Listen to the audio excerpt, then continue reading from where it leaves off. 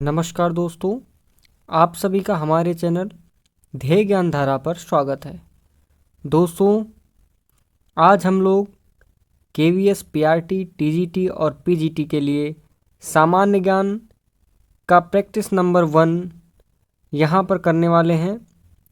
आप सभी को बता दें, आज का सेशन बहुत ही महत्वपूर्ण होने वाला है, क्योंकि यहाँ पर हम सामान्य ज्ञान के कुछ महत्वपूर्ण प्रश्नों को देखेंगे जो कि आपके एग्ज़ाम के पॉइंट ऑफ व्यू से बहुत ही महत्वपूर्ण होने वाले हैं। तो बिना टाइम गंवाए स्टार्ट करते हैं आज का सेशन सामान्य ज्ञान का प्रैक्टिस नंबर 1। पहला प्रश्न है, वह अंग्रेजी विद्वान जिन्होंने भारत की खरोष्टी और ब्राह्मी लिपियों का अर्थ निकाला था। दोस्तों, अर्थ निकालने का मतलब यह है कि वह अंग्रेज कौन था बताना है जिसने सर्वप्रथम भारत की खरोष्टी और ब्राह्मी लिपियों को पढ़ा था। 4 ऑप्शन दिए गए हैं। ए ऑप्शन है जॉन मार्शल, बी ऑप्शन है जेम्स प्रिंसेप, सी ऑप्शन है आर.डी. बनर्जी, डी ऑप्शन है इनमें से कोई नहीं। आप सभी को बता दें कि जो भारत में खरोष्टी और ब्राह्मी लिपि हैं उनको सबसे पहले पढ़ने वाला अंग्रेज जो था वह था जेम्स प्रिंसेप।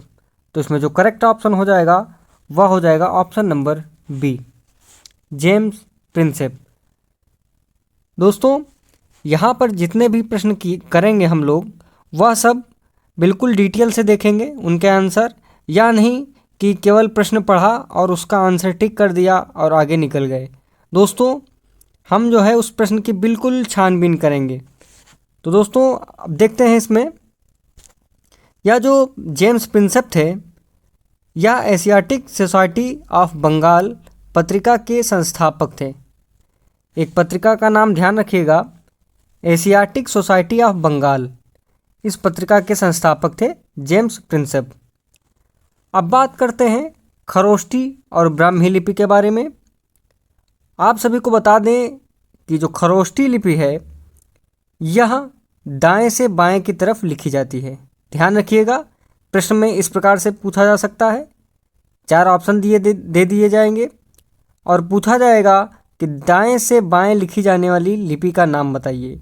तो ध्यान रखिएगा, दाएं से बाएं लिखी जाने वाली लिपि वह है खरोष्टी। ठीक है।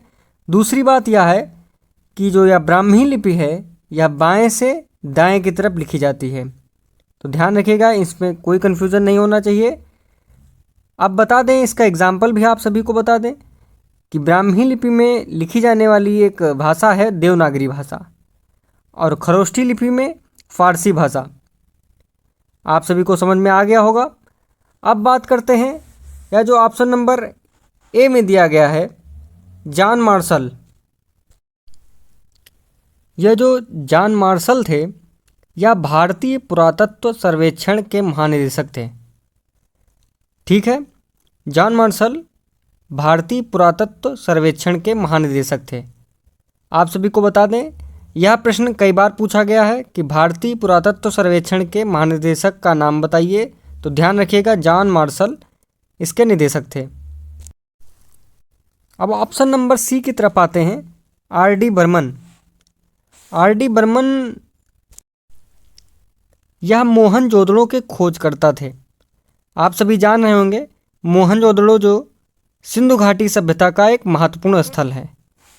तो ध्यान रखिएगा, मोहनजोदड़ो के खोजकर्ता आर.डी. बनर्जी।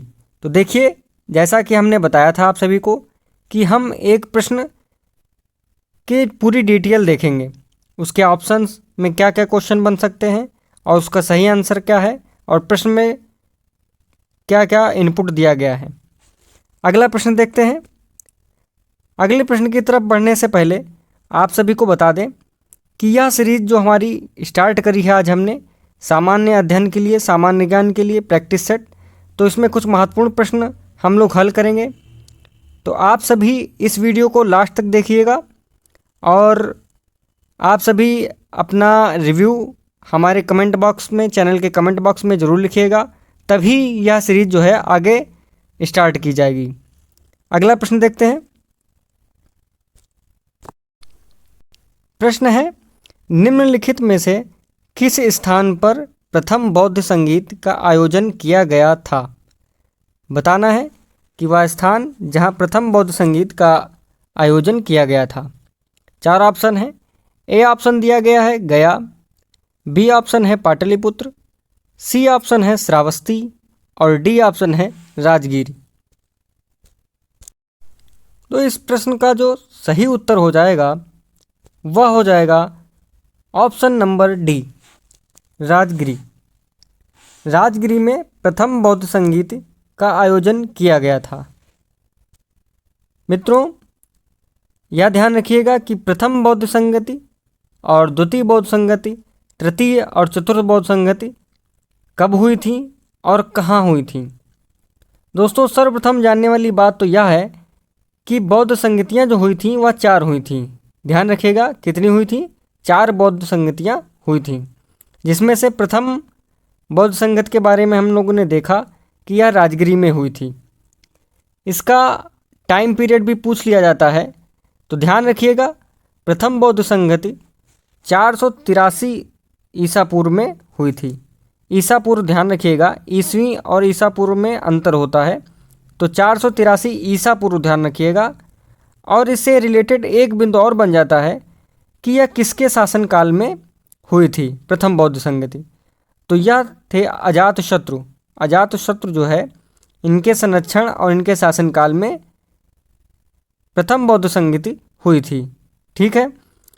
द्वितीय बौद्ध संगति वह हुई थी 383 ईसा पूर्व में, 383 ईसा पूर्व में।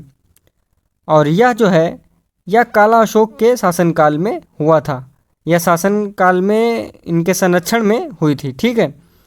तृतीय बौद्ध संगति 251 ईसा पूर्व में हुई थी, और यह जो है अशोक के संरक्षण में, अशोक के शासनकाल में हुई थी। चतुर्थ और अंतिम बौद्ध संगति हुई थी वह हुई थी पहली ईस्वी में। ठीक है। ध्यान रखिएगा, जो पहली और दूसरी और तीसरी जो तीनों, ये प्रथम की जो पहली की तीनों बौद्ध संगतियाँ हुई थी, यह सभी ईसा पूर्व में हुई थी, और जो चतुर्थ बौद्ध संगति हुई थी वह पहली ईस्वी में हुई थी। ठीक है, पहली ईस्वी में, ध्यान रखिएगा, फर्स्ट ईस्वी में। दोस्तों, यह कनिष्क के शासनकाल में हुई थी। अब तो ये बात हो गई कि किसके संरक्षण में हुई थी और यह कब हुई थी। अब एक बार हम फिर से देख लेते हैं कि इन चारों बौद्ध संगतियाँ कहाँ की गई थी या कहाँ आयोजित हुई थी, इनका आयोजन कहाँ हुआ था। जैसा कि प्रश्न में हम लोगों ने देखा कि प्रथम बौद्ध संगति का आयोजन राजगीर में हुआ था। ध्यान रखिएगा, राजगीर में। अब दूसरी बौद्ध संगति की बात करते हैं, तो इसका आयोजन हुआ था वैशाली में। कहाँ हुआ था? वैशाली में। तृतीय बौद्ध संगति का आयोजन जो है वह हुआ था पाटलिपुत्र में, यह भी ध्यान रखिएगा। और अंतिम चतुर्थ बौद्ध संगति का आयोजन कुंडल वन में हुआ था। कुंडल वन, ध्यान रखिएगा, यह कुंडल वन कश्मीर में है। ठीक है, तो ध्यान रखिएगा, पहली राजगिरी, दूसरी वैशाली, तीसरी पाटलिपुत्र, चौथी कुंडल वन कश्मीर में। अगला प्रश्न देखते हैं। अगला प्रश्न है, झरोखा दर्शन की शुरुआत किसने की थी? 4 ऑप्शन दिए गए हैं। ए ऑप्शन है बाबर, बी ऑप्शन है अकबर, सी ऑप्शन है औरंगजेब और डी ऑप्शन है इल्तुतमिश। दोस्तों, यह जो झरोखा दर्शन था इसकी शुरुआत की थी अकबर ने। तो इसमें जो करेक्ट ऑप्शन हो जाएगा वह हो जाएगा option number B, Akbar. Akbar ने झरोखा दर्शन की स्टार्टिंग की थी। दोस्तों, यह झरोखा दर्शन होता क्या है यह भी जान लेना जरूरी है। दोस्तों, यह जो अकबर था वह सूर्योदय मतलब कि सुबह के समय कुछ धार्मिक प्रार्थनाओं के साथ अपने दिन की शुरुआत करता था। फिर क्या करता था? या अपने महल में एक छोटे छज्जे यानी कि पूर्व दिशा में एक झरोखा बना था, जिसे हम लोग खिड़की बोल सकते हैं, वहाँ आता था और उसी झरोखे से जो है पूरी जनता को दर्शन देता था या जनता से मिलता था। वहीं मतलब वहाँ से नज़ारा देखता था जनता का। जनता आके बाहर खड़ी रहती थी। तो यह होता है झरोखा दर्शन, और इसकी स्टार्टिंग किसने की थी? अकबर ने। ए ऑप्शन में जो बाबर दिए गए हैं इनके बारे में एक बिंदु ध्यान रखिएगा। एग्जाम के लिए महत्वपूर्ण है। पूछ सकता है कि पानीपत का प्रथम युद्ध कब हुआ था और किनके बीच हुआ था। तो दोस्तों बता दें कि पानीपत का जो प्रथम युद्ध हुआ था वह हुआ था, ध्यान रखिएगा, 1526 में। कब हुआ था? 1526 में पानीपत का प्रथम युद्ध। और किसके बीच हुआ था यह भी ध्यान रखना जरूरी है। तो यह युद्ध, जो प्रथम युद्ध हुआ था पानीपत का, यह बाबर और इब्राहिम लोदी के बीच हुआ था। सन हमने बता दिया 1526, या लिखना चाहें तो आप लिख सकते हैं विद डेट 21 अप्रैल 1526 को पानीपत का प्रथम युद्ध बाबर और इब्राहिम लोदी के बीच हुआ था। अब जब पानीपत युद्ध की बात कर रहे हैं तो हम ध्यान रख सकते हैं कि पानीपत के कुल 3 युद्ध हुए थे। प्रथम युद्ध की चर्चा हमने कर ली है, बाबर और इब्राहिम लोदी के बीच हुआ था। जल्द से दूसरे और तृतीय जो है युद्ध की भी चर्चा कर लेते हैं। जो पानीपत का द्वितीय युद्ध हुआ था वह हुआ था 1556 में। यह भी आप सभी को ध्यान रखना है। जो पानीपत का सेकंड युद्ध हुआ था, सेकंड वार हुआ था, वह हुआ था 1556 में। किसके बीच हुआ था?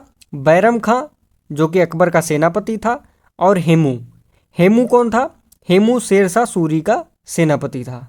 पानीपत का जो तृतीय युद्ध हुआ था वह हुआ था, तृतीय युद्ध हुआ था 1761 में। ठीक है, 1761 में। और यह किसके बीच हुआ था? यह मराठा एवं अहमद शाह अब्दाली के बीच में। ध्यान रखिएगा, यह मराठा और अहमद शाह अब्दाली के बीच में हुआ था। अगला प्रश्न देखते हैं।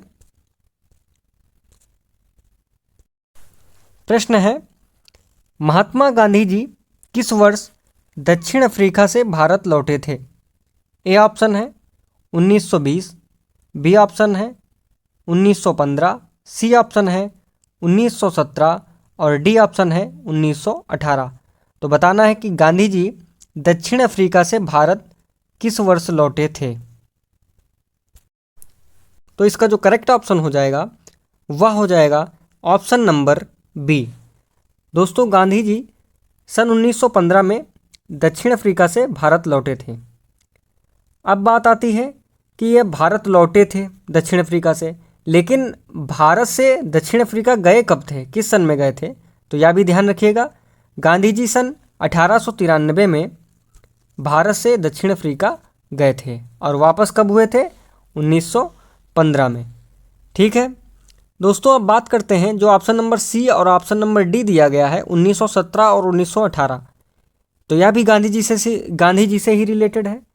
1917 में गांधी जी के द्वारा चंपारण आंदोलन या चंपारण सत्याग्रह स्टार्ट किया गया था। चंपारण कहाँ है? जो कि बिहार में है।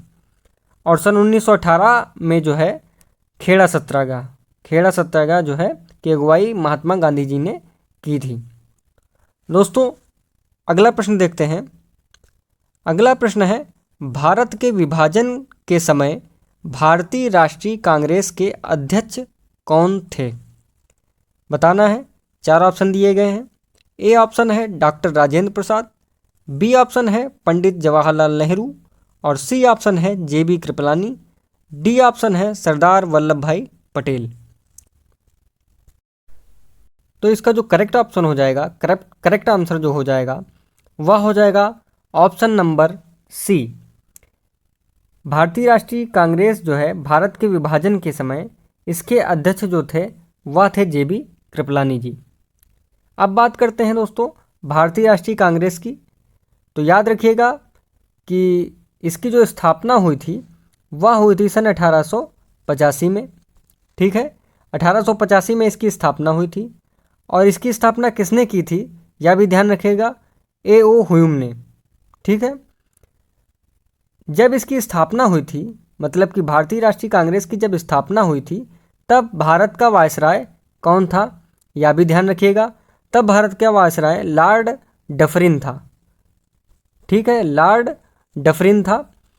दोस्तों एक प्रश्न आप लोगों के लिए जो कि जिसका आंसर आपको कमेंट बॉक्स में करना होगा वह यह है कि जब भारतीय राष्ट्रीय कांग्रेस का पहला अधिवेशन कहाँ हुआ था? उस शहर का नाम बताना है कमेंट बॉक्स में। चलिए दोस्तों, अगला प्रश्न देखते हैं।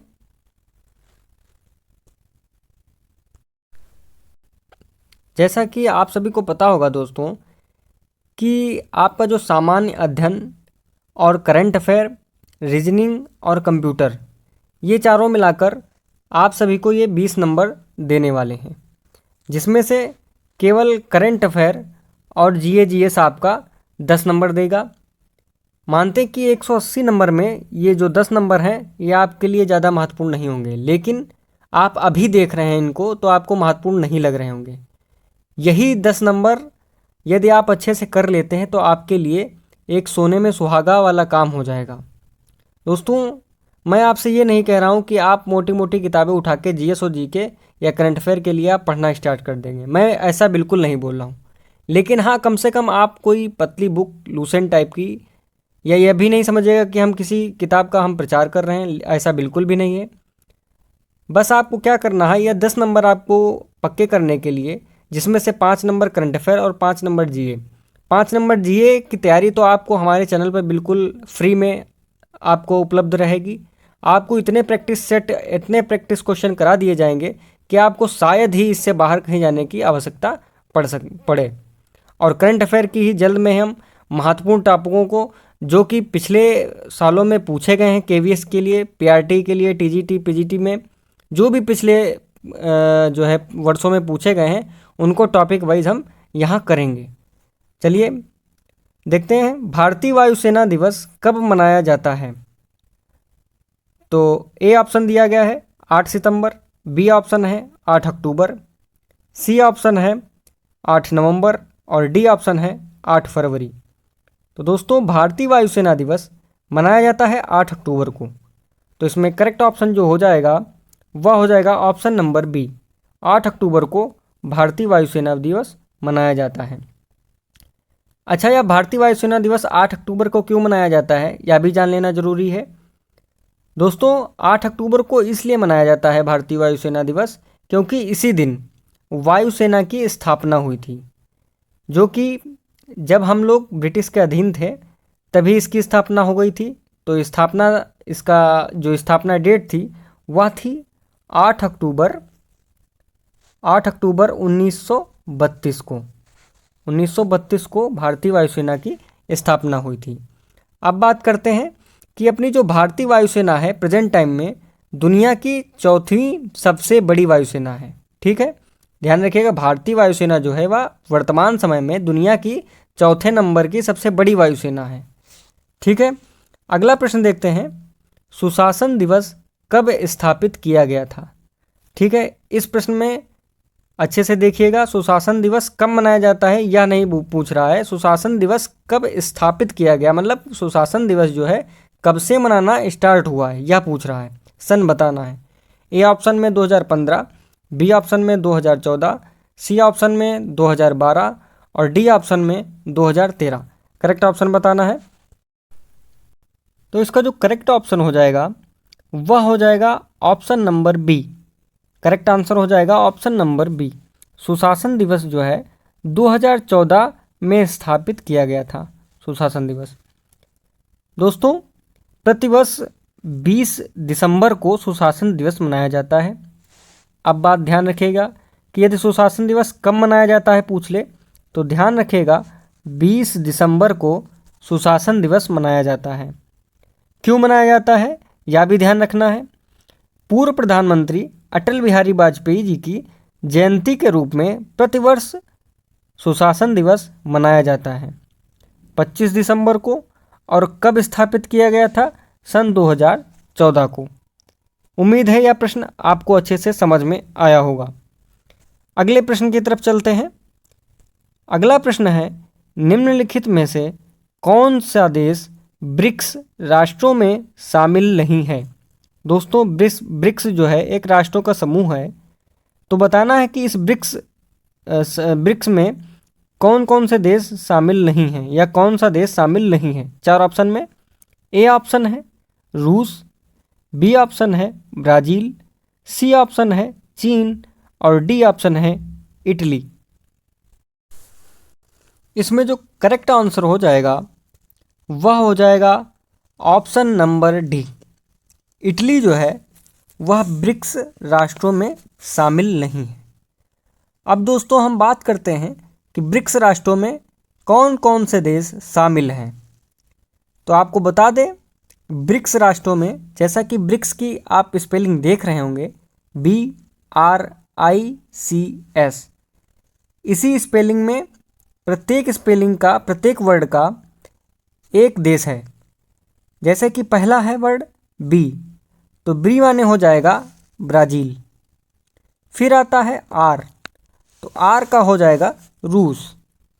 फिर आता है आई, या मान लीजिए ये आई आता है, तो आई का हो जाएगा इंडिया, मतलब कि अपना प्यारा भारत। फिर आता है सी, सी मतलब हो जाएगा चाइना।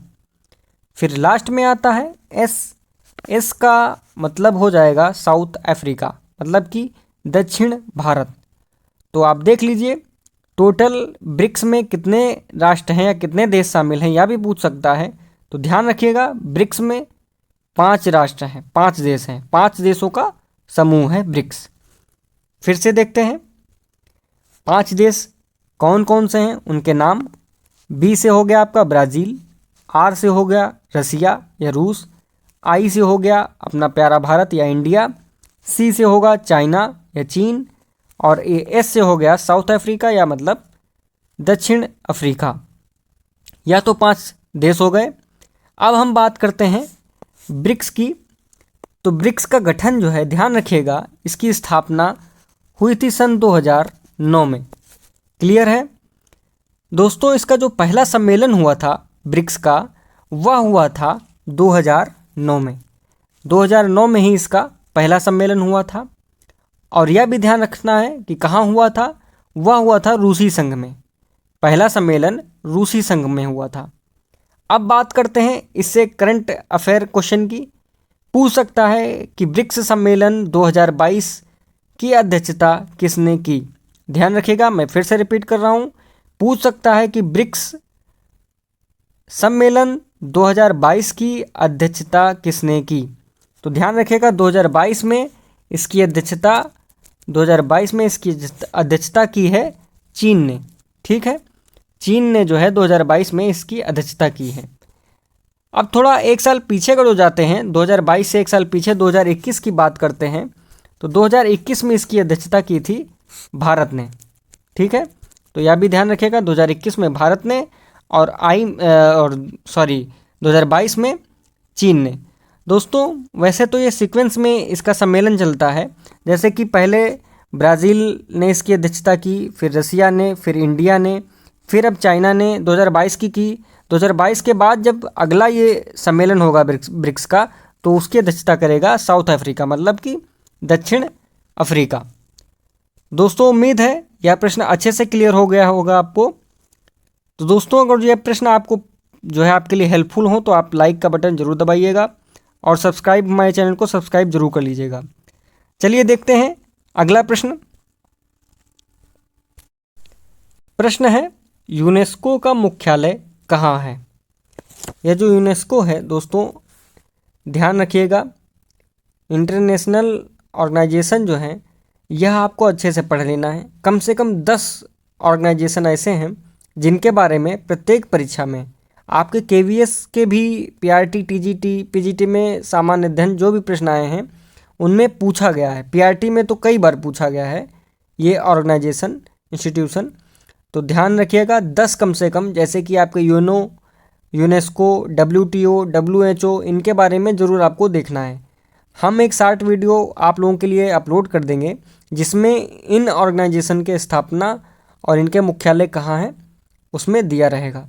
तो बात करते हैं प्रश्न की तरफ। यूनेस्को का मुख्यालय कहाँ है बताना है। 4 ऑप्शन दिए गए हैं। ए ऑप्शन है मैड्रिड, बी ऑप्शन है लंदन, सी ऑप्शन है पेरिस और डी ऑप्शन है रोम। तो इसका जो करेक्ट आंसर हो जाएगा वह हो जाएगा ऑप्शन नंबर सी। यूनेस्को का जो मुख्यालय है वह है पेरिस। और पेरिस कहाँ है? पेरिस है फ्रांस में। ठीक है, ध्यान रखिएगा, यूनेस्को का मुख्यालय पेरिस फ्रांस में है।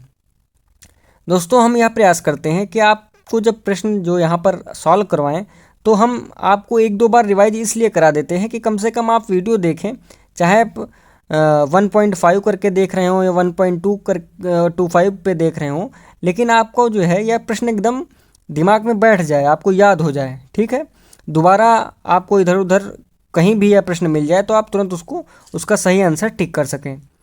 दोस्तों, बात करते हैं यूनेस्को के मुख्यालय की बात की कि यह पेरिस में है, पेरिस फ्रांस में है। दोस्तों, इसकी स्थापना देख लेते हैं कि यह जो यूनेस्को है इसकी स्थापना कब हुई थी। तो ध्यान रखिएगा, इसकी स्थापना 16 नवंबर सन 1945 में हुई थी।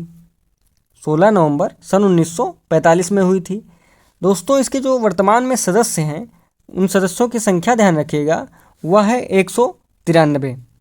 ठीक है, आपको दोनों बातें ध्यान रखना है।